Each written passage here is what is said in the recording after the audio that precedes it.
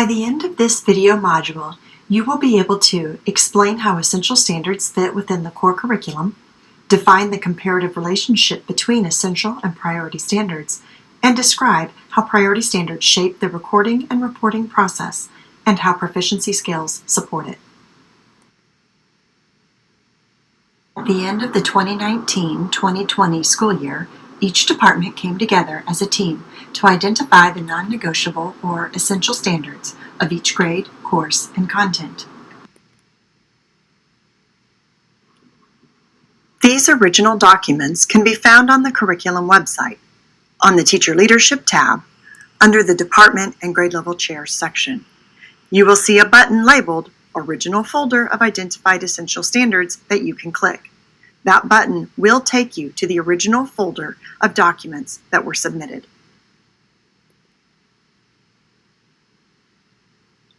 The fundamental assumptions surrounding the selection of the essential standards is the knowledge that all students don't learn the same way or at the same speed. Some students lack academic behaviors, and some students lack prior skills and knowledge. Gaps in learning didn't occur because of the pandemic. They've always been there. The emergency learning in the spring of 2020 only amplified the need to ensure that the gaps are addressed systematically and with equity. What we noticed is that the pandemic magnified the need to identify the standards that are most essential. These carefully selected standards are the ones that are guaranteed that all students will know and be able to demonstrate mastery of at the end of the school year in order to be prepared to enter the next grade level or course. For students who haven't mastered the essential standards of a grade or course, extra time and support are provided, and extension options for those who have already mastered them. They don't represent all you're going to teach. They're just the minimum that a student must learn to reach the highest levels of learning as they progress through to the next grade or course. Let's listen in to PLC expert Mike Matos explain how essential standards are the basis for all of our curricular documents and pedagogical decisions. Marzano did a study of our national standards. Here's what he found. To cover them all, we'd have to go from a K-12 program to a K-22 program. Unless one of the interventions in your districts is kids get to go to school until they're 27, they're not going to learn them all. So what's been the unintended outcome of asking teachers, since No Child Left Behind passed, to cover all your state standards, and yet once they get to their room, they know it's impossible? Well, teachers can't announce, I'm skipping some. So in the privacy of their own room, when the standards police aren't watching, teachers are making choices. They think this way. I think this is really important. I'm going to hit this hard. In fact, I might even find time to reteach it if kids don't get it. This is pretty important. I'll make sure I teach it. All kids will have exposure to it, but I might not even find time to reteach if kids don't get it. And I'll try to get to everything, but if I run out of time, I might not get to this stuff. But the problem is every teacher is forced to do it in the privacy of their own room. So what's been the unintended outcome? 3 national studies of the actual curriculum. Not what's on your state guide or your district guide, what's actually being taught. Here are the words to describe it. A self-selected jumble of standards. Wild variation, school to school, teacher to teacher, on what a child might learn, same course, same grade level, same subject. And the actual language arts curriculum was called curricular chaos. We must take this process out into the light of day. Why? We agreed one teacher can't meet the needs of every child. So we're going to work collectively to meet the needs of every child. But how can we share kids and respond collectively if we're all teaching different things at different times? We can't. Robert Marzano, an instructional strategy researcher, explains that the content that teachers are expected to address constitutes the guaranteed curriculum. That specific content must be adequately covered in the instructional time teachers have available in order to be considered viable. And according to PLC expert Richard Dufour, in collaborative research with Marzano, the only way curriculum in school can truly be guaranteed is if the teachers who are called upon to deliver the curriculum have worked collaboratively to collectively study the standards using internal and external resources, agreed on the priorities within the curriculum, clarified how the curriculum translate into student knowledge and skills, established what proficiency is for each standard, created general pacing guidelines for delivering the curriculum, and committed to one another that they will in fact teach the agreed upon curriculum. As Dr. King always says, the written curriculum is the taught curriculum and is the assessed curriculum. This is truly the only way to ensure a guaranteed and viable curriculum for our students. Hello everyone. I want to take just a moment to talk about meshing last quarter's experience with our essential learning standards. In our district, we have essential learning standards at every grade level. These are standards that absolutely we feel must be taught and mastered by the student in order to be successful in the next grade and further on in school and in their life. Last quarter, there were many students who were not able to, for whatever reason, master many of their essential standards that they would have mastered during fourth quarter of that school year. So when we come into this year, our first instinct is to go back and to reteach those standards and to make sure the students are caught up before beginning what would be this school year. However, we don't have any time to delay, and we have no time to take large chunks of time to reteach last year's standards. So in my mind, this is like a plate and string theory. If you have a student who is in the fourth grade and they are behind in their multiplication, you can't take all of their third grade learning and teach all of third grade to get them back up to where they need to be for multiplication.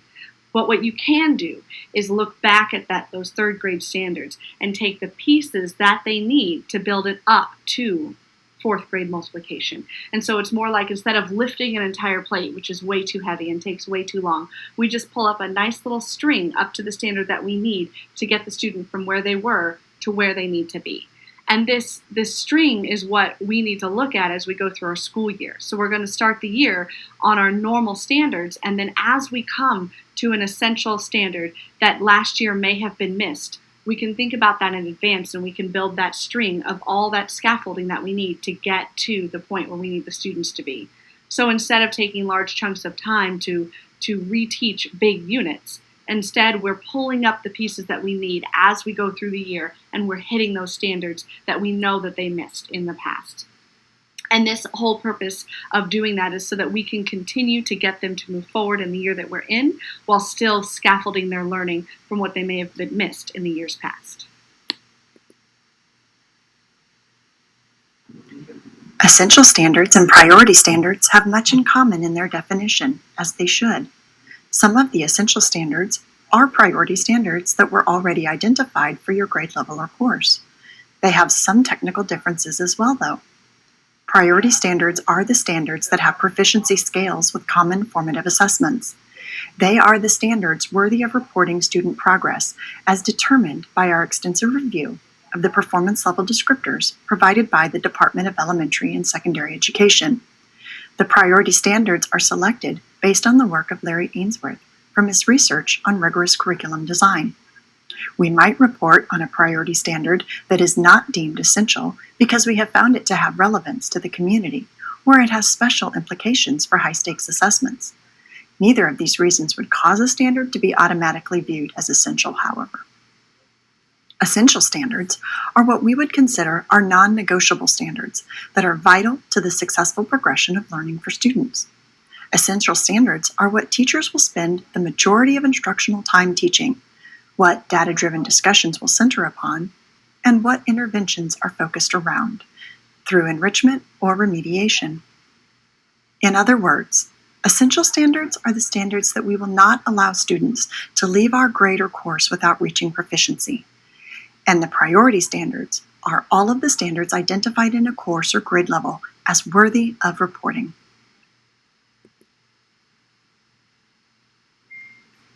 For convenience, we have created a kindergarten through 12th grade vertical alignment of all the essential and priority standards for ELA and math. The priority standards are identified with blue ink, and the essential standards are identified with a very thick font. As you peruse it, you might notice that some of the essential standards are not priority standards. That is because priority standards are the standards we report student progress, and essential standards are the standards we ensure all of our students have met proficiency in before moving them on to the next grade or course.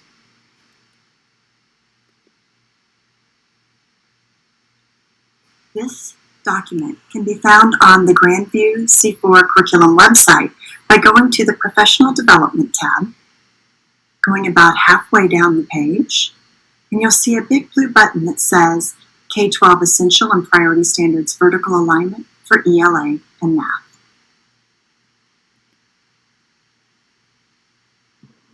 At this point, you may be wondering, how do I know what level of proficiency each of my students are at in regards to the reported standards? The answer is found by using proficiency scales. Those are a collection of learning targets or goals combined into a progression of learning. The learning goals are organized into a scale where each priority standard has been decomposed based upon the item specification and performance level descriptor documents issued from the Department of Elementary and Secondary Education for every grade and course. Listen now as Mike Matos explains how the essential and priority standards are used to create clarity in the teaching and learning our students need. It's not when you go back, you'll sit down with your teammates, you'll take out the state standards for your course or grade level or elementary, you'll start with a subject, and then read them off one at a time and say, is this essential? And if you all agree, you highlight it. When you're all done, you have a highlighted list, and you say, we're done, check. That's what our school did the first time, because we didn't know better. We hit problems almost instantly. Why? Teachers, would you agree with this? Sometimes the way state standards are written could be confusing and up to interpretation. Right? The educational ease they're written in, we hit that. A team would read off a standard, assume that they all defined it the same way. They didn't. They all called it essential. They went back to their room and taught it to their interpretation. Then it came time to write a common assessment, PLC question 2, how do we know if kids have learned it? And they couldn't agree upon the test questions. Why? Because they honestly never agreed upon what the standard meant in the first place. So looking at that chart, see the first left-hand column? It says standard description. What our school does is when a team identifies an essential standard, the first thing they do is they rewrite the standard in their own words. They put it in simple, understandable words to make sure everyone on the team is laser-like clear on what it means. And they do it for them to guide their teamwork. But if it was in simple, understandable words, who could you share it with? The kids and the parents. If people trained in the field can't interpret what the state wrote, what makes you think a kid is going to? But you can't stop there. Take a look at the next column over, example rigor. You can agree upon the standard. You also have to agree upon what will it look like if a child's proficient. Get this. If I had the California Language Arts Standards with me right now, read to you 4th grade persuasive writing, read the standard. Senior year high school, read the standard. Guess what? Word for word the same. What you expect from a senior is going to be different than a 4th grader in persuasive writing, right? So what a team does, they say, okay, here's what the standard means. Now, next column, example rigor. What will it look like if a child's proficient? For a math standard, they might put a sample math problem in there. Sometimes it won't fit in that box. The team will attach a rubric. Here's the rubric we're going to grade this persuasive essay by. It could be a student anchor paper. Here's what we think a 3 is on our district 4-point rubric for persuasive writing. And the team does it for them to guide their teaching and their assessment. But who else could you share it with? The kids, before you teach the units. Rick Stiggins says any kid can hit any learning target. Step 1, show them the target. Let them see what you want of them at the beginning of the unit. They're more likely to hit it at the end. You can't stop there. Next column over. Prerequisite skills. This will change your interventions forever. This is what prior skills and knowledge do you need to learn the new skill? Why is that so important? Because the best intervention is prevention. The best intervention is prevention. The best intervention is giving kids help before they fail. Might give us an example, sure. 3rd grade, California, new math skill we start the year with is multiplication. To learn how to multiply, you must know how to what? Add.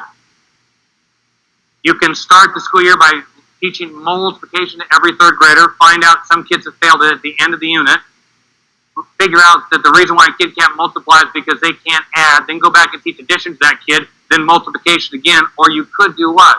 Screen kids for the critical skill of addition before you start to teach the unit on multiplication. Why? Because if a kid can't add, you know they're going to struggle with multiplication. You can be proactive. The way my dear colleague and co-author Chris Weber says it is this: if it is predictable, it is preventable. The other thing about that column is if the Algebra 1 team identifies the essential standards for the first semester and the prior skills needed, who could they share that column with? The pre-algebra team, to see if what they chose as essential matched what the algebra team thinks kids have to walk in with. Then it starts a vertical articulation conversation. Any of you here struggle with English language learners? I got a tip for you. Ready? We found in California, in the school that I was principal at, we found our EL kids did better when they knew what we were saying. I know it's stunning, hard to believe. It's true. Now I jest, but I don't. You want to know what else goes in that column of prerequisite skills? Academic vocabulary, need to learn the concepts. Why? You front load the vocabulary. Why? Those kids can learn it if they knew what you were saying, so you make sure they know the key words. Prerequisite skills. Next column over, when taught. We're not talking a rigid pacing guide, but a team can agree upon an essential standard, but if one teacher wants to teach it in October and the other teacher wants to teach it in January, how do you share kids for interventions? You must teach the essentials about the same time. Next column over, common assessment. If it's important enough for every kid to learn it, we're going to assess it the same way, and we're going to determine it before we teach the unit, so we're all clear what the target is by the end. Then finally, last column, extension skills. I'm often asked, what do you do with kids for intervention? What do you do with the kids who've already learned it when you got to reteach it to the kids who didn't get it? Great question. Plan ahead. Would you agree in your curriculum teachers, there are things that kids have got to know and things that are nice to know? Yes? We're trying to identify the got to know things here, the things you must learn. But there are other things that you teach that it won't kill a kid next year if they don't get it this year. It won't set them up to fail next year. Well, let's identify what those things are in each unit. Why? If you identify what those things are, when it's time to reteach kids who didn't get the essential, you'll know what you're going to teach the kids who've already gotten it, and it's meaningful work for them. Look at that chart for a second, teachers. Can you imagine if next fall you had that level of clarity on what you wanted kids to learn? In order to create a proficiency scale for a priority standard, the team first defines the topic of the proficiency scale and then determines the language of what it means to meet that standard. This proficiency statement is called the learning goal. Let's listen to Kendra Watson, our curriculum consultant with the Regional Professional Development Center, describe how proficiency scales are organized. So the first thing I want you to think about is what is a proficiency scale? And it's a collection of learning targets or goals organized into a progression of learning. And so you can think of a student climbing up the stairs. You know, they're here at level 1, they're moving to the next level, they're moving to the next level, and you're teaching them at the level that they are at. And then they can track and monitor, where am I at in my learning? So proficiency scales is all about knowing where you're at in your learning. So the scales that you have decided to generate are in 4 different levels. So meeting, this is the expectation, the standard itself, as stated in our Missouri Learning Expectations. This is the goal where we want all students to be by the end of the year at meeting. We talk about approaching, and approaching is the simpler learning goal, the foundational knowledge that is needed in order to get to meeting. And this is also where we just decided those essential standards that need to be revisited from the grade before, they would be in this level of your standard if it's a foundational skill on one of your priority standards. Emerging, this is a student that hasn't demonstrated proficiency yet, and they are at a level where they need assistance in order to be successful. So anytime a student is not able to work independently, they need help in order to solve the problem, in order to work out, to think about the learning, they would be at emerging. And last but not least, up here it is exceeding, and this is the level that is a more complex learning goal. It's above the learning target. It is a student who has mastered the essential standards that you have identified, and we need to push them above and beyond. And we made comment earlier that really having that exceeding is really to keep pushing those students forward, so we don't have students that are at meeting stay stagnant. You know, what can they do to show that they're moving above and beyond?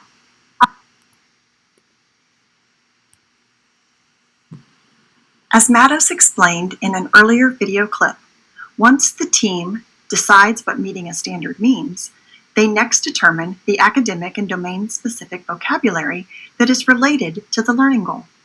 This is recorded in the approaching section. The prerequisite knowledge and skills that are needed to meet the standard are also recorded in the approaching section.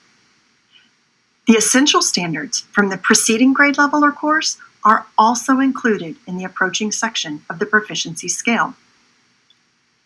Finally, determining how a student demonstrates exceeding the performance standard is listed in the exceeding section of the proficiency scale. The proficiency scales for kindergarten through 12th grade ELA and math can be found on the Assessment tab of the curriculum website on a blue button that reads K-12 Math and ELA Priority Standards and Proficiency Scales. These proficiency scales are how we discuss and report student progress with all stakeholders.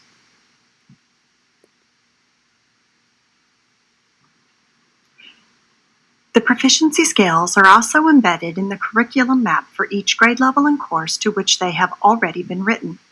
We will dive into curriculum documents more deeply at another time. As proficiency scales are developed for each priority standard, they are then reported back to the teaching team for that grade level or course. Curriculum teams will use a protocol for sharing and tuning the proficiency scales, ensuring that all stakeholders fully understand and are in agreement with what it means to meet, approach, or exceed proficiency in any of the priority standards.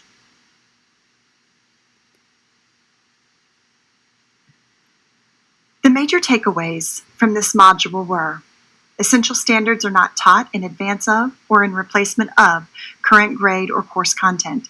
They are non-negotiable standards identified in the learning progression with scaffolding lessons placed in the correct units of study for a few scaffolded lessons at just the right moment in time to ensure gaps are closed or previous learning is reinforced before accessing new learning in the current grade level or course. Progress is reported on the priority standards, and proficiency scales provide clarity around what it means to be approaching, meeting, or exceeding the learning goals, allowing for more accurate evidence collection and feedback that is truly meaningful for student growth.